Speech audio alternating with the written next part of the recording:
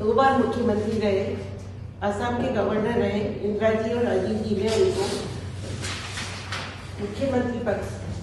दिए दोनों बार, और वो भी उनकी प्रशासनिक क्षमता, उनकी ईमानदारी, उनकी सत्यवादिता और देश के लिए उनका समर्पण, और खासतौर से जनता ने उनको जो प्रेम दिया है उसकी वजह से उनको ये जिम्मेदारी सौंपी गई, और उस जिम्मेदारी में उन्होंने कभी भी कोई कमी रखी नहीं। मैं आपको एक इंसिडेंस उसका बताना चाहती हूँ, क्योंकि मैं उनकी बेटी हूँ और परिवार के रूप में मैं उनको आपको बताना चाहूँगी कि जब 69 में पहली बार वो शिक्षा मंत्री बने, मोहनलाल जी सुखाड़िया उस समय में चीफ मिनिस्टर थे, और पहली बार वो शिक्षा मंत्री बने तो उन्होंने उनकी एक अपनी निजी भूमि थी 2 बीघा,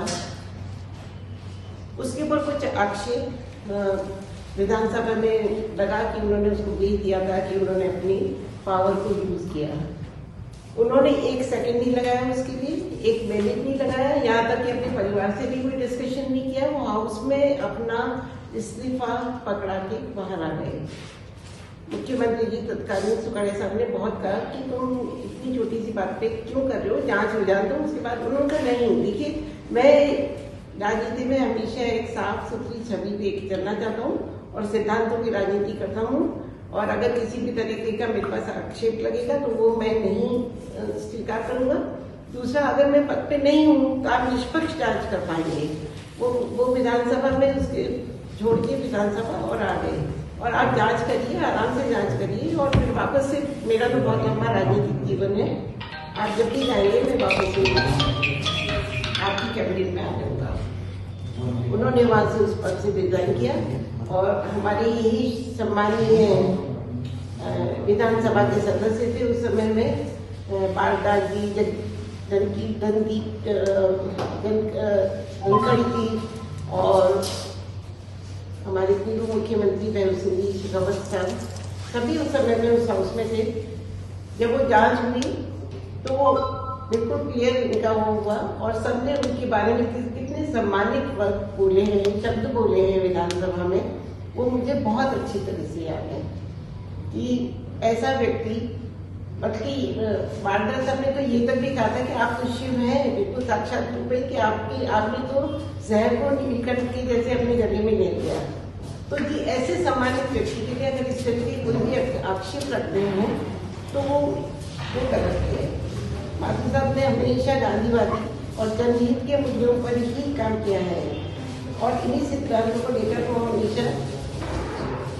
काम करते रहे। अब इन आरोपों को खंडन न करने से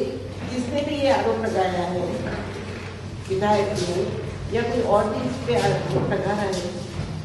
तो उनको ये भी मालूम होना चाहिए ना 30-35 साल पहले ये आरोप, ये इंसिडेंट हुआ होगा, उसको आज की तारीख में, जबकि दोनों ही नेता दिवंगत हैं, ना तो माधव साहब है जवाब देने के लिए, और ना बेहू सिंह जी है जवाब देने के लिए, तो आज ये आरोप क्यों लगाया है? तो ये एक सोचनीय बात है। ध्यान डाइवर्ट करने के लिए क्या उन्होंने ये आरोप लगाया है? तो इतने सम्मानित व्यक्ति को ये सिर्फ ध्यान डाइवर्ट करने के लिए ऐसे आरोप नहीं लगाने चाहिए। मेरे पर आपको सबको मालूम होगा, और शायद